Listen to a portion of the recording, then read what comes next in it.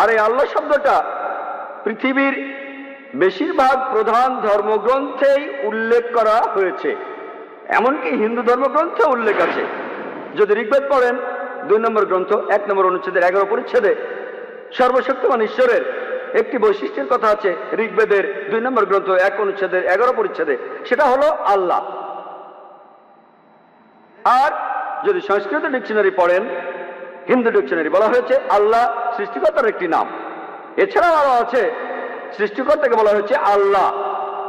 ঋগ্বেদে 3 নম্বর গ্রন্থে 30 অনুচ্ছেদের 10 পরিচ্ছেদে, এছাড়াও ঋগ্বেদে 9 নম্বর গ্রন্থ 67 অনুচ্ছেদের 30 পরিচ্ছেদে সৃষ্টিকর্তাকে বলা হয়েছে আল্লাহ।